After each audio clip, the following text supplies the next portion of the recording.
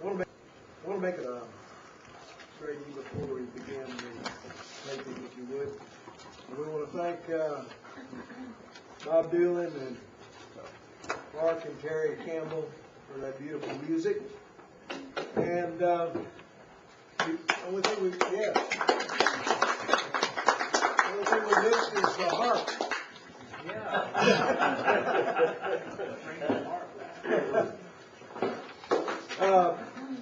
We have some visitors here tonight to our School of Tyrannus, and we're delighted to have them.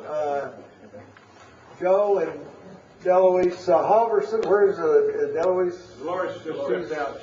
Dolores. Well, we're glad to have you with us, and glad you could be with us. And we have two other ladies here. Dr. McCall, I don't think. I'm Betty Beneker. Betty Beneker? Yes, it's good to see you again, Betty. Yes. And who else? I'm Carol Wilson. Okay, well, it's good to have you with us tonight. We're delighted that you could be here. And we have some get well cards that Carolyn is going to get started passing around to several of our people that are ill or couldn't be with us. And we hope you'll sign these get well cards.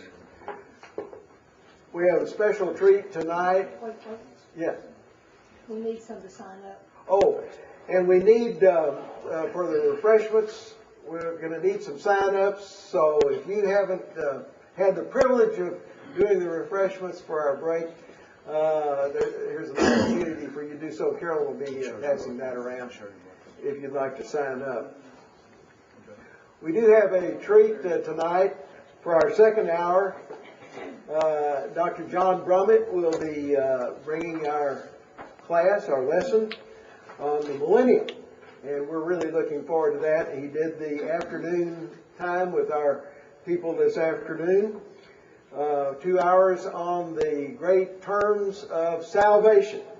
Tonight he's speaking on the millennium, and tomorrow afternoon he will be speaking on Romans 9 through 11, the past, present, and future of Israel. So we hope you can attend that as well. And there's a schedule that most of you have concerning that. And those will be archived on the web, right? Later on. Yes, we are archiving those, and they should be available sometime in the near future to download for our web students. And we do welcome our web students around the world. We're delighted that you could join our local class here in Tyler, Texas. That we're meeting at the Grace High School in Tyler, and we're just so glad that people from some 20 different countries around the world are visiting with us, studying the Word of God with us, and coming to know Christ and growing in Him. Are we rolling now? Okay. Oh, yes. Okay. I wasn't sure. All right.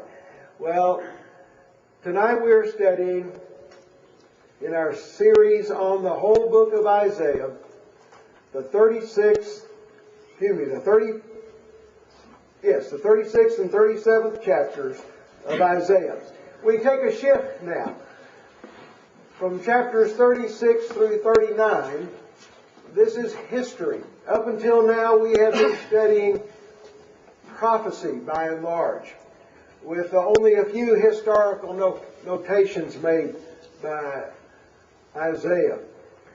Of course, there were prophecies about the coming invasion of Assyria against the northern kingdom of Israel and the southern kingdom of Judah.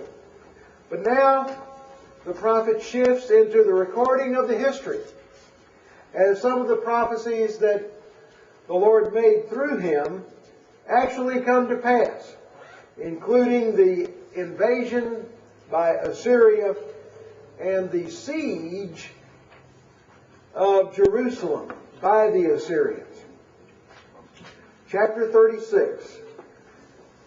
Now it came about in the 14th year of King Hezekiah, Sennacherib, king of Assyria, came up against all the fortified cities of Judah and seized them. Now the date of this is around 701 BC. Think of that, 2,700 years ago or more. And by this time, in 722, the Assyrian Empire had already invaded all of that area, the whole Middle East. And they had taken the northern kingdom of Israel into captivity. And they had devastated much of the whole area. But they had not disturbed Judah or Jerusalem too much in that earlier invasion. Now it's some 20 years later. And the King Sennacherib of Assyria from Mesopotamia, with their capital in Nineveh, now was attacking Judah and had devastated the countryside of Judah, that is the southern kingdom, and had seized them. Among those cities that were taken by Sennacherib were Lachish. And we'll read more about that in just a moment. But they had devastated Judah already, the whole territory of Judah, and they were threatening the capital city of Jerusalem itself. That's the background in verse 1.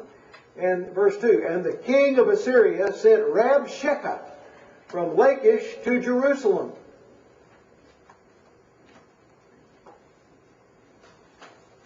To King Hezekiah with a large army, and he stood by the conduit of the upper pool on the highway of the fuller's field.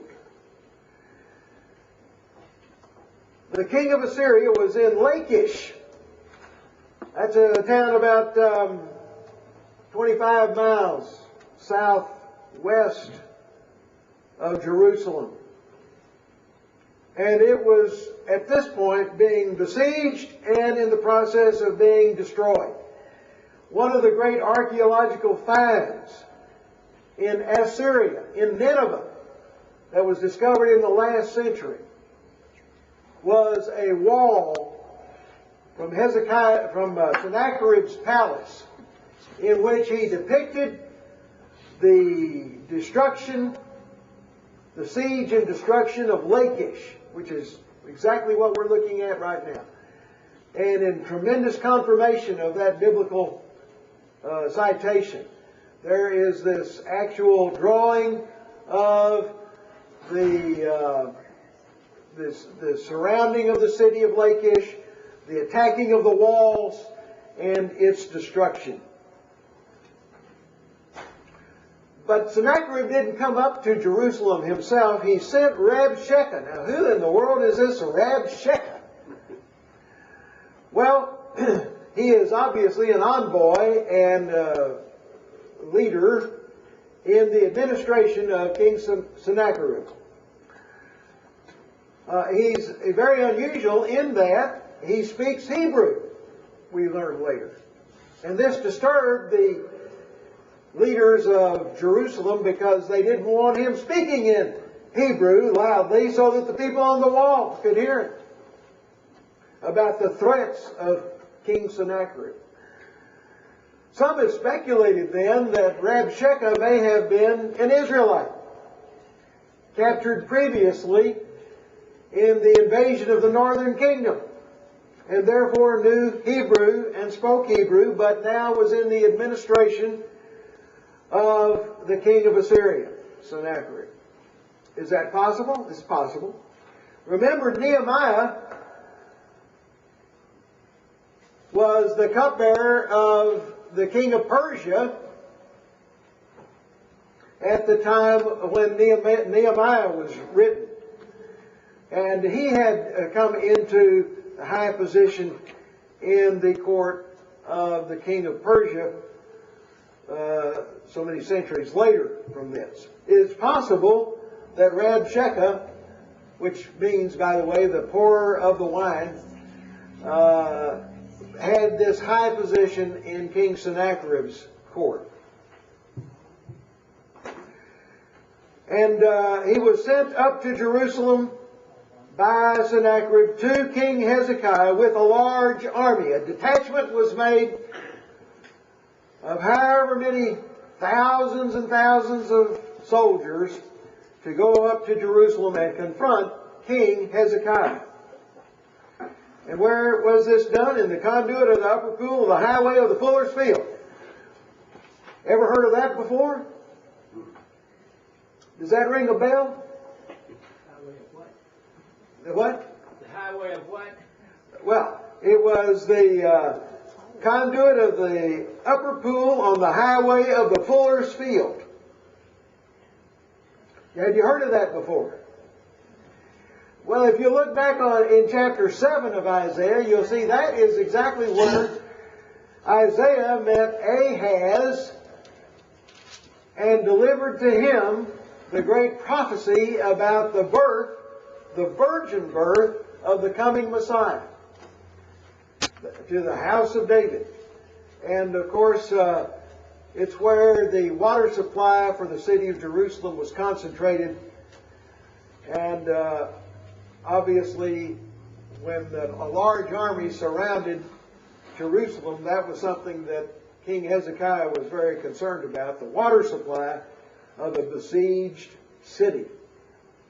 Verse 3, Then Eliakim the son of Hilkiah, who was over the household, and Shebna the scribe, and Joah the son of Asaph, the recorder, came out to him, to Rabshakeh. Then Rabshakeh said to them, Say now to Hezekiah, Thus says the great king, the king of Assyria, What is this confidence that you have? The point was, why hadn't Hezekiah surrendered to Sennacherib like so many of the other kings had done? What is your confidence that you can withstand this tremendous siege that we're setting up against you?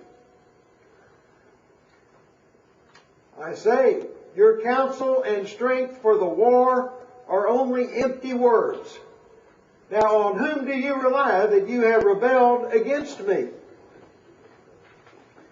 You see, Hezekiah had rebelled against Sennacherib, was not paying him tribute, and had refused to submit to the king of Assyria.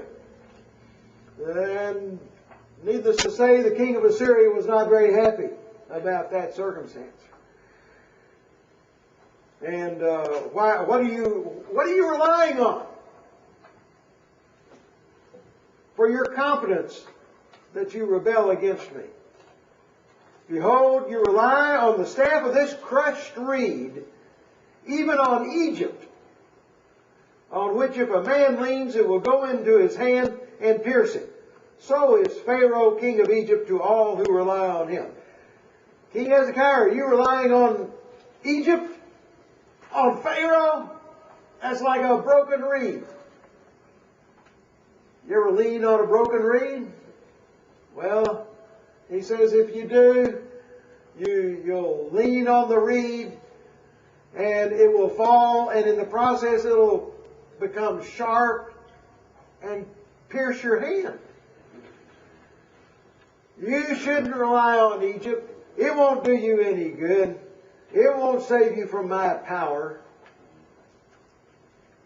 Sennacherib says through Rabshakeh. Verse 7, But if you say to me, We trust in the Lord our God, is it not he whose high places and whose altars Hezekiah has taken away, and has said to Judah and Jerusalem, You shall worship before this altar? You get the argument of Rabshakeh on this? He says, now, you say you're going to trust in Yahweh, in the Lord your God? Well, you can't do that. He's probably angry at you. Because Hezekiah, your king, has gone around and has taken down all the altars of Yahweh all around Judah and Israel. And he said, no, you've got to worship in this temple. So Rabshakeh is arguing, well, Yahweh, the Lord God that you worship, is not going to help you at all because you've insulted Him. You've taken down His altars already. That's the argument of Rabshakeh. Verse 8, now therefore, come make a bargain with my master, the king of Assyria, and I will give you 2,000 horses if you are able on your part to set riders on them. Well, this is a backhanded slap at Hezekiah. The king of Assyria is saying to Hezekiah, you surrender to me, you submit to me, and I give you 2,000 horses. How much good that'll do you, because you don't even have riders that can ride on them. You haven't got that many cavalrymen. So he was kind of insulting Hezekiah there, even with his offer of a gift.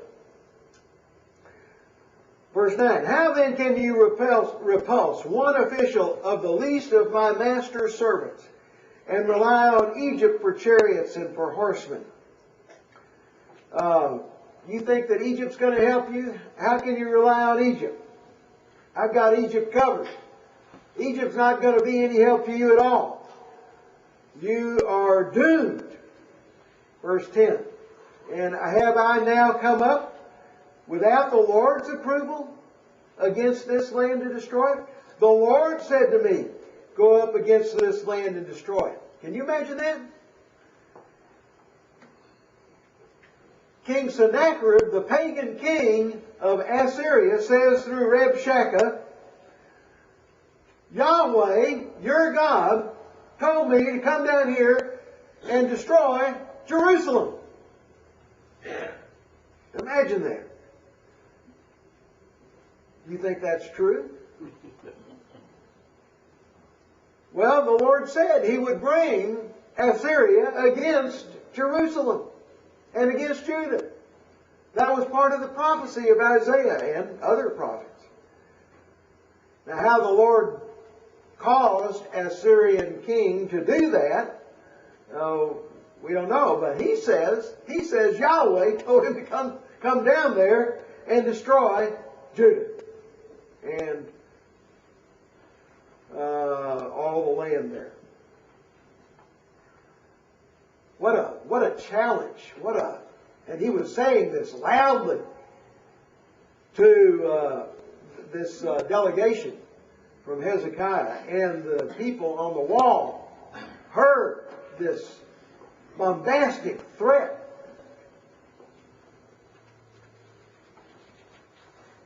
Do people make threats against the Lord and His people today? Or is this just ancient history?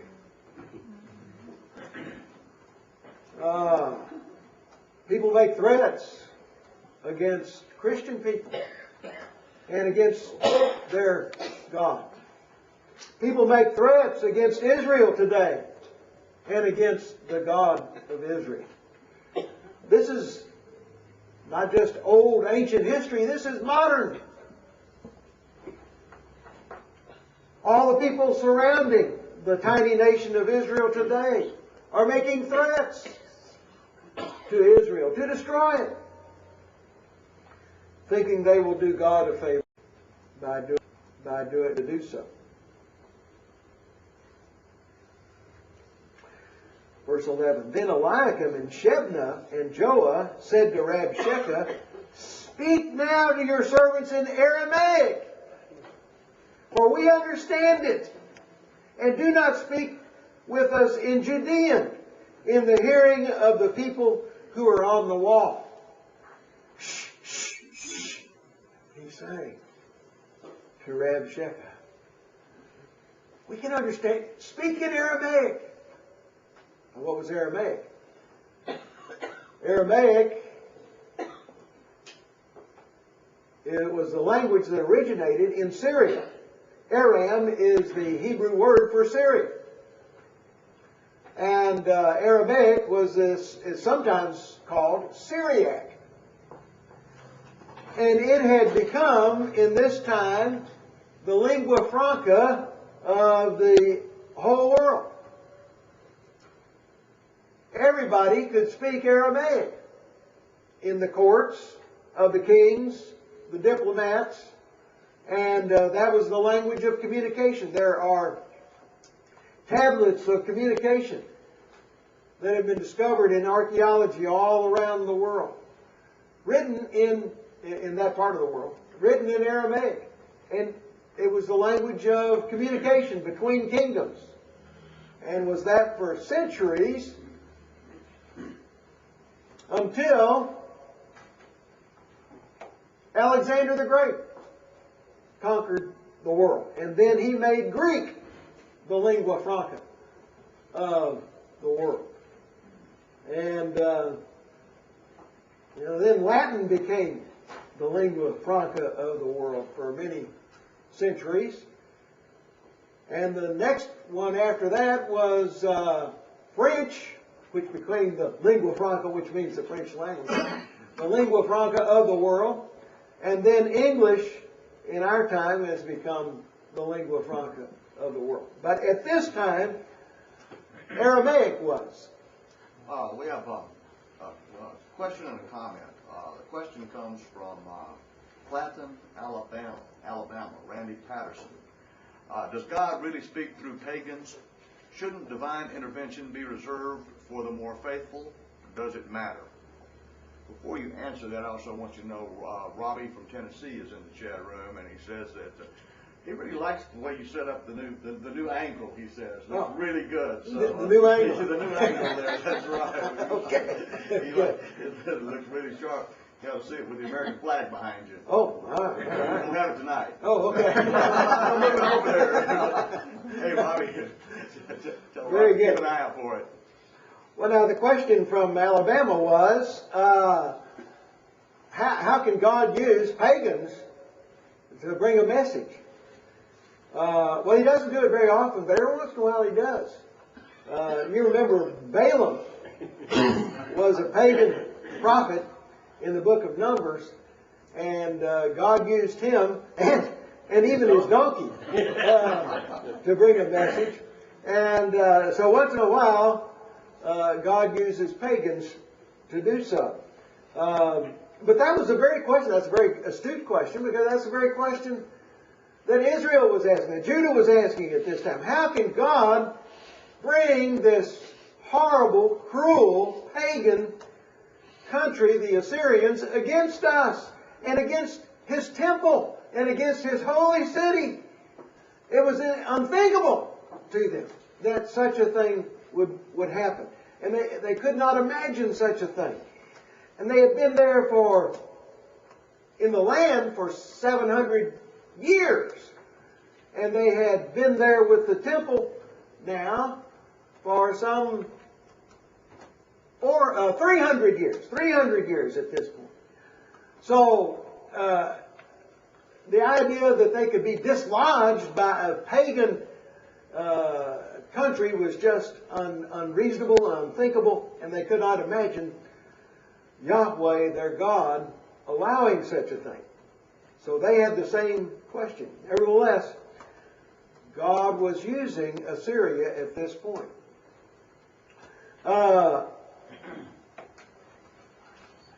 So anyway, they asked him, don't speak to us in Judean, don't speak to us in Hebrew, speak to us in Aramaic. We understand it, they won't understand it, but we'll understand it. You can talk to us that way.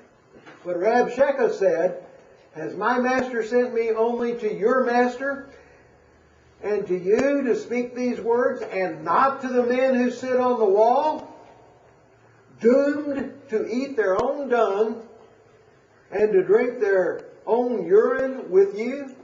Look, that's a threat, huh?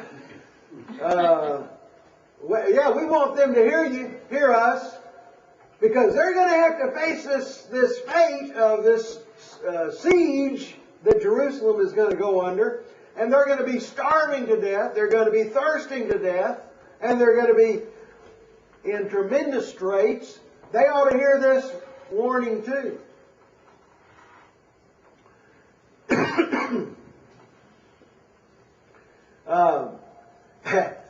Verse 13, then Rabshakeh stood and cried with a loud voice in Judean, and said, hear the words of the great king, the king of Assyria. Thus says the king, do not let Hezekiah deceive you. For he will not be able to deliver you. Nor let Hezekiah make you trust in the Lord, saying, the Lord will surely deliver us. This city shall not be given into the hand of the king of Assyria. Don't let him tell you that.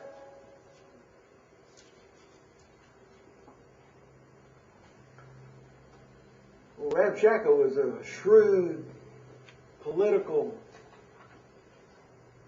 strategist. And he was trying to undermine the confidence and the faith and the trust of the people of Jerusalem in King Hezekiah and in the Lord. Verse 16. Do not listen to Hezekiah, for thus says the king of Assyria, make your peace with me, and come out to me, and eat each of his vine and each of his fig tree, and drink each of the waters of his own cistern. Make peace with me. Give me the tribute that I demand. Surrender to me. And everybody will be prosperous, eating under his own vine and fig tree. But catch this, verse 17. Until I come and take you away to a land like your own land, to a land of grain and new wine, a land of bread and vineyards.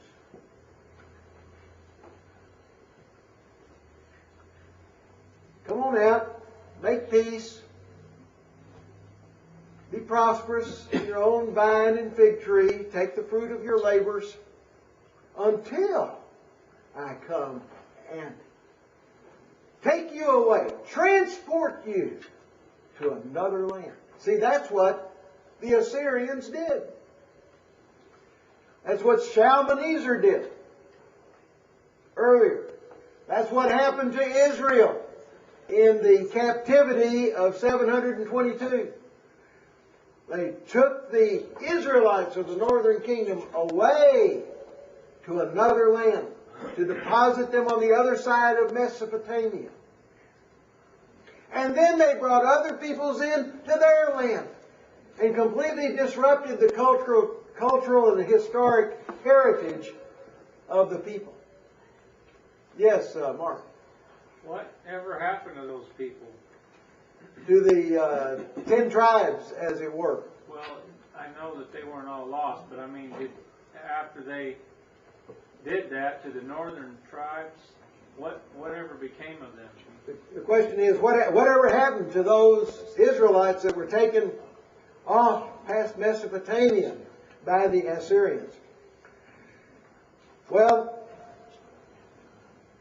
my conviction is that they continued their Israelite heritage to a certain extent.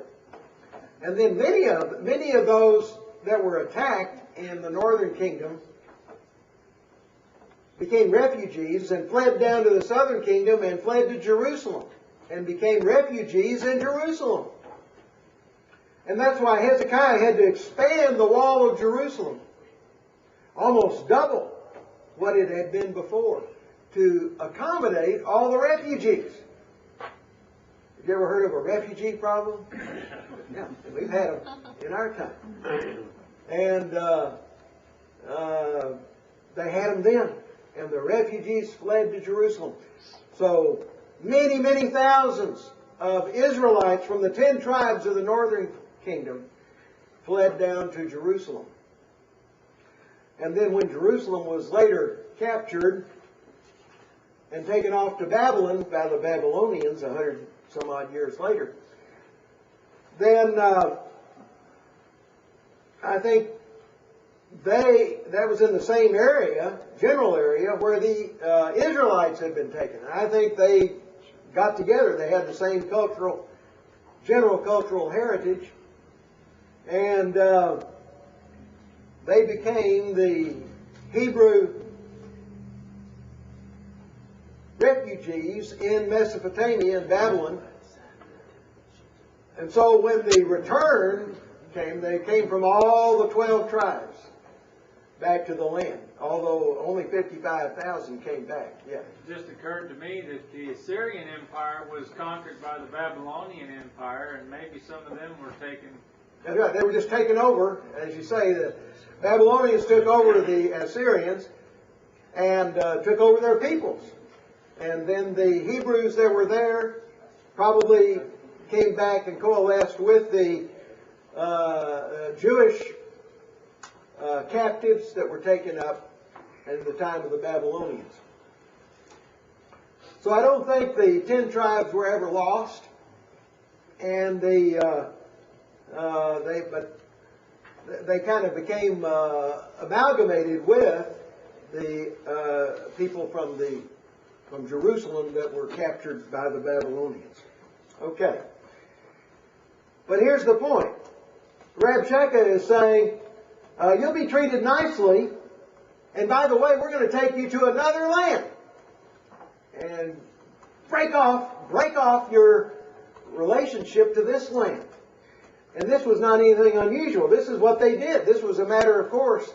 And they didn't do it just to the Israelites and to the Jews, but they did it to every other culture that they dominated. This was one of the cruel aspects of Assyrian empire expansion.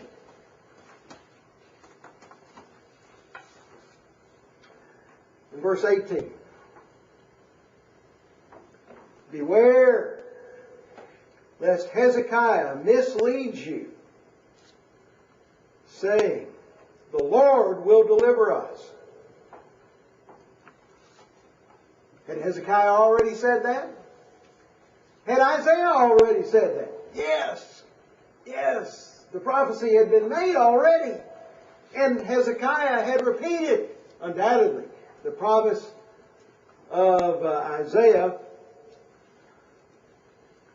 And Rabshakeh is saying, don't you believe that guy?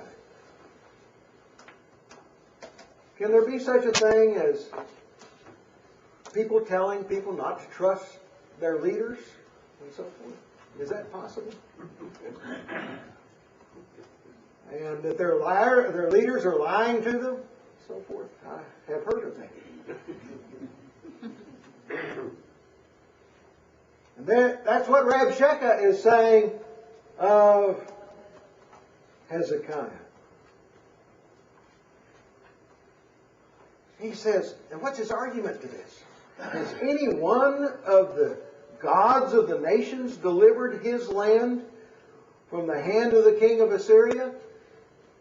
Listen, he says, Assyrian empire has been spreading all over. One nation after another, one king after another has fallen. Has any one of their gods protected them from the mighty power of the Assyrians? Verse 19. Where are the gods of Hamath and Arpad? Where are the gods of Sepharvaim? And when have they delivered Samaria from my hand? Yes. Where are those three places? Well, the first three are in the general area of Syria toward Mesopotamia. And of course, Samaria was the capital of the northern kingdom of Israel. Well, what about the gods or the God of Samaria? Did he deliver them from the hand of the Assyrian king at that time, 20 years ago? No. What makes you think that Yahweh is going to deliver Jerusalem? Is the argument. None of these gods have done this for any of the other cities, kingdoms. verse 20. Who among all the gods of these lands have delivered their land from my hand, that the Lord should deliver Jerusalem from my hand?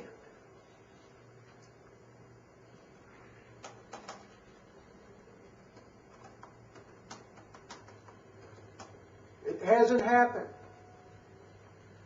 Look at your recent history, he's saying. Look at all the gods of these cities. And look at what the kings had cried out to them, and they begged them for deliverance. But they could not deliver them from the hand of the king of Assyria.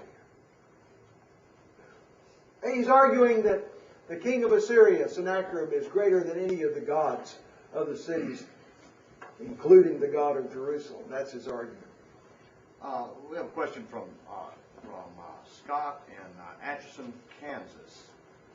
He says, this isn't exactly on topic, but Tom mentioned Aramaic, and we're learning about the Old Testament. I recently watched The Passion of Christ, and they spoke Aramaic. How does he know how long the language was around before Jesus was born? And then his follow-up question to that is, did Tom like the movie? Yeah. As a matter of fact, my wife and I watched the Passion movie yesterday, and it was very dramatic, very powerful, very biblical, very scriptural, very true to the Gospels, very emotional, and I don't think any person can see that without being greatly moved by the Gospel, the death, burial, and resurrection of Jesus. I would say, I would guess, estimate that at least 95% of it was scriptural. It was, which is really something for Hollywood. And it was very good. And what things were not specifically in the scriptures were not anti-scriptural. They were sort of supplemental to the story and did not take away from the scriptural truth. So I would encourage anyone to see The Passion of Christ, including our friends in France. I understand that it's been banned in France, but I hope that it will be shown there as well. Aramaic. While Greek became the language around 300 BC when Alexander the Great came through the Middle East, of course they spoke Greek in Israel. Developed as the common language, Aramaic. They had picked up Aramaic during the Babylonian captivity, and when they came back, they sort of continued the use of Aramaic. Now there's a debate about what language was actually spoken by the Jewish people in the land of Israel at the time of Jesus. Most scholars do believe that Aramaic was the common language, and there's some evidence in the New Testament to that effect. Others say no, Hebrew was the common language. But my impression is that the Israelis of the first century were multilingual. They spoke Hebrew, which they read and spoke in the synagogues. They spoke Aramaic. They spoke Greek. And some of them spoke Latin. And of course, we here in America, we don't understand that. We can't hardly speak English. And the idea of speaking 3 or 4 languages is just... But I tell you, if you go to Israel today, you will find many people speaking 3 or 4 languages. Many people. They all study Hebrew and Arabic and English in school. And and they tack on other languages along with it. It's amazing.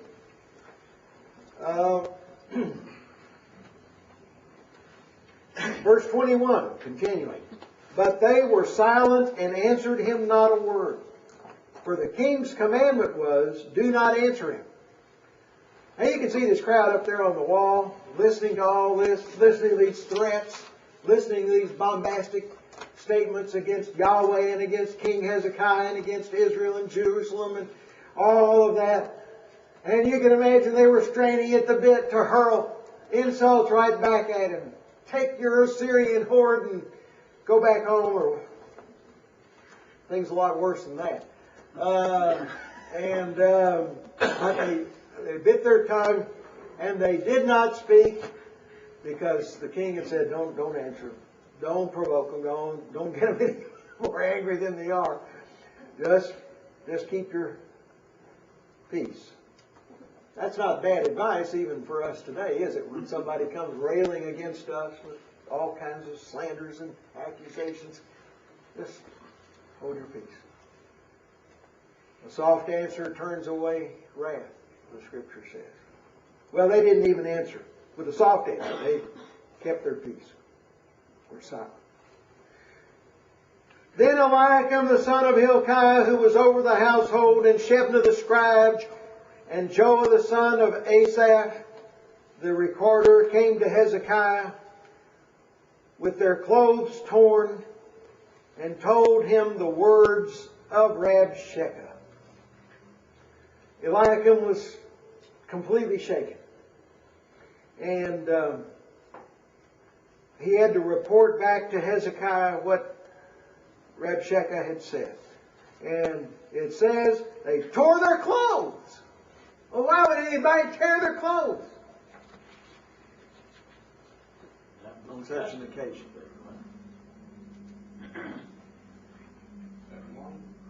Why? There was something you did when the law said you had to tear your clothes when something happened. Mourning. What? Mourning. M-O-U-R-N-I-N-G. Mourning. Well, yeah. Sometimes they would tear their clothes on mourning, but there was another occasion when they were commanded by the law to tear their clothes. Blasphemy? Blasphemy. Yeah. You remember those of you who've seen the Passion play, you saw the priests. Yeah. When they heard Jesus say, I am the Son of God, I am the Messiah, they thought that was blasphemy, and they took their clothes, they ripped them apart. Blasphemy! We have heard it. So Eliakim and his cohorts feel that they have heard blasphemy. This guy has spoken against the Lord God of Jerusalem, the God of the temple, the God of the universe, of heaven and earth. And they tore their clothes in reporting such terrible things that he was saying, and warnings. Also, they were scared to death of this terrible army that was amassing. We know there were at least 200,000 soldiers out there around Jerusalem, and maybe many, many more than that. And they were really getting scared. Well, King Hezekiah heard it, tore his clothes, covered himself with sackcloth, and entered the house of the Lord. Then he sent Eliakim, who was over the household, with Shebna the scribe and the elders of the priests, covered with sackcloth, to Isaiah the prophet, the son of Amoz. And they said to him, Thus says Hezekiah, the day is a day of distress, rebuke, and rejection, for children have come to birth, and there is no strength to deliver. Perhaps the Lord your God will hear the words of Rabshakeh, whom his master the king of Assyria has sent to reproach the living God, and will rebuke the words which the Lord your God has heard. Therefore offer a prayer for the remnant that is left. So the servants of King Hezekiah came to Isaiah, and Isaiah said to them, Thus you shall say to your master, Thus says the Lord, Do not be afraid because of the words that you have heard, which the servants of the king of Assyrians have blasphemed me. Behold, I will put a spirit in him, so he shall hear a rumor and return to his own land, and I will make him fall by the sword in his own land. And with that, we'll bring to a conclusion of our study of this portion and take it up the next time we get together and see what the Lord did in the siege of Jerusalem by the Assyrians.